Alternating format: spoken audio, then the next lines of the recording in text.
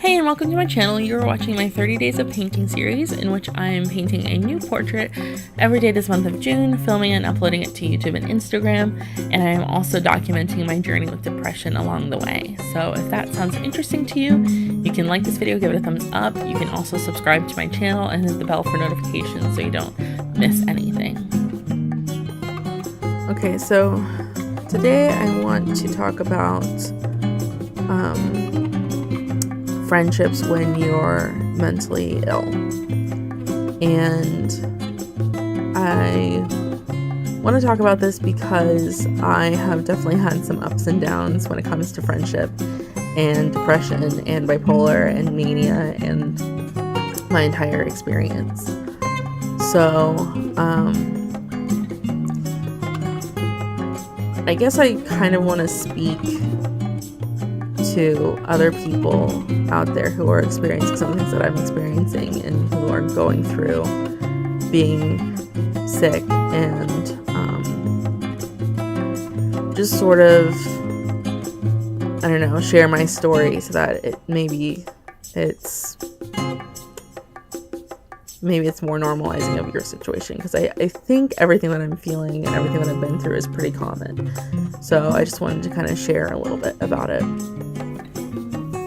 So one of the most obvious things about being depressed and having friends is that you, or at least I, tend to self-isolate. I get really withdrawn. I stop talking to people. I don't want to be around anybody, and I just sort of close up and shut down. And that makes, obviously, having a friendship really hard. But something that's been even harder to deal with, being ill and trying to maintain friendships, is what I perceive as a fact that depression repulses people and illness repulses people. And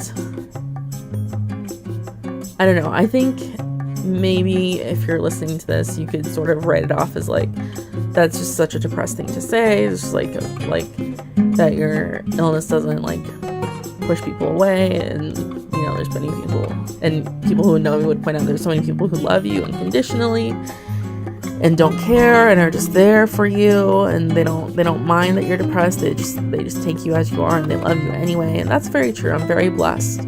But there have been a couple of friends that I've had over the years who did not do those things and were completely turned off by who I am when I'm not well. And it just really hurts. It still kind of hurts to this day. Like, I'm kind of on good terms with some of these friends now. Like, they've come around, and one of them is actually really awesome, and I'm very happy that she's in my life. Another friend I'm a little less sure of at the moment, but you know, I'll never forget how that felt though in that moment when our friendship died, because I was too toxic and too depressed and too negative and too unpleasant and not fun and complaining and annoying to be around. And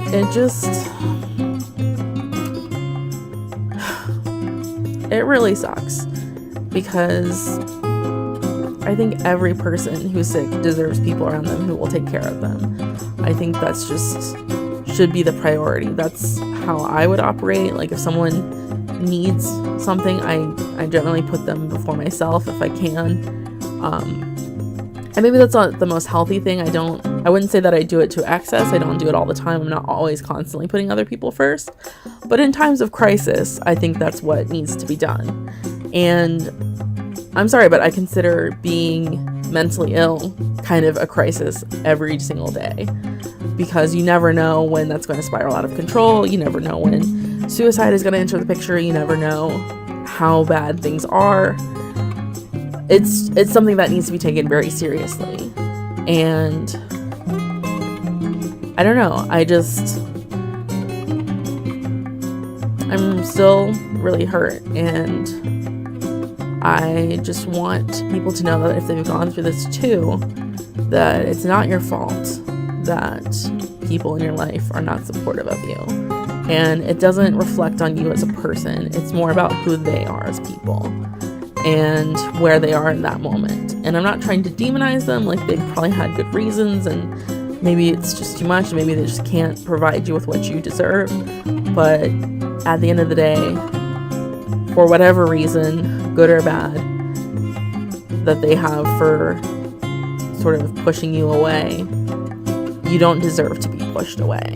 And you are worthy of love, even if you don't feel like it, and even if your brain and your disease are telling you the opposite.